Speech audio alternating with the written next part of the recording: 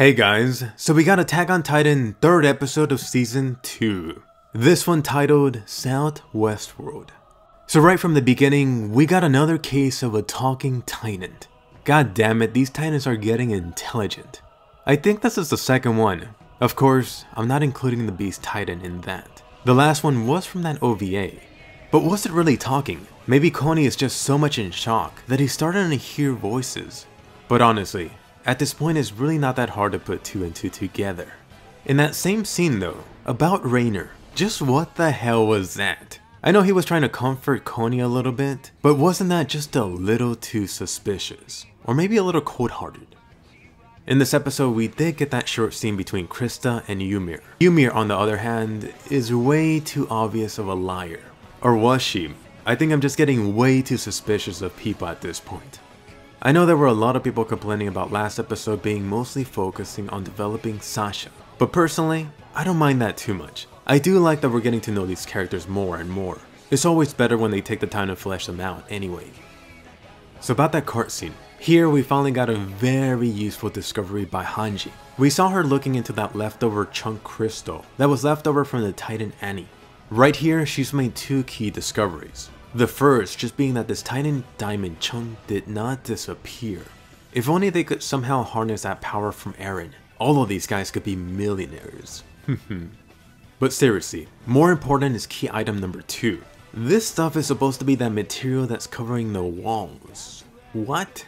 To me, this stuff looked a lot more like diamond or just some type of crystal substance. I guess that an experienced Titan is able to change the compound material to make it more cement-like, or whatever that exact substance is that's covering the walls.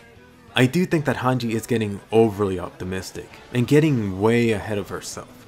I mean, sure, they could use Eren to seal up the wall, but what does this mean for Eren? Do they just want him to be some sacrificial Titan to become a chunk of the wall? And then there was Eren's reaction to all of this. Honestly, all of those passive reactions from Eren was one of the things I'm not too much of a fan of. I think this whole cart scene is a good example of why I'm more interested in Mikasa and Armin in this Attack on Titan series.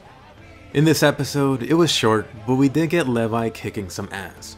I gotta say, is that priest guy really that surprised? Just how disconnected has he been from the event so far? I mean, to be fair, the dude is from the most inner wall, but he is keeping a lot hidden. What I'm getting at is, how much of what this guy is showing is actually genuine? Or is it all just an act? Is this priest dude simply playing dumb? At least we did get something. Again, to Hanji's credit, she managed to pull something out of him. Where we stand right now is that Krista knows something important. Something extremely important. It's so important that these higher-ups from the Wall Church are keeping an eye on her. And finally, about the ending. We got a whole lot of Titans attacking the castle. I know these guys mentioned about them not being able to move in the dark. But was that ever really fully established? Maybe I'm forgetting about something. I recall that Hanji was doing some experiments, but that was really only using 2 of the smaller Titans. And even after that, the results they got were mixed. I really wouldn't want to risk it up to a night mission anyway either. Just dealing with Titans already is a walking horror movie. Imagine doing something like that in the dark. You got limited vision, that's really just asking to die. Anyway, it seems that these Titans are still following and very much under the command of the Beast Titan. Isn't Mr. Bigfoot Titan oh so polite? This guy is not going around smashing the walls. Instead, he's choosing to leave them be and climbing over them. As for the best for this 3rd episode, this one was tough. We did get that very cute Krista in this episode, but I have to give it to the potato girl. Sasha ended up getting her potato. As for the worst, this episode was just way too short. But really, I wasn't gonna push it if I couldn't come up with something. But there is something I did notice. The worst part for this, at least for me, is just trying to keep track of when and where the events are occurring. So far we keep seeing them jump back in time, forward in time, and then from group to group.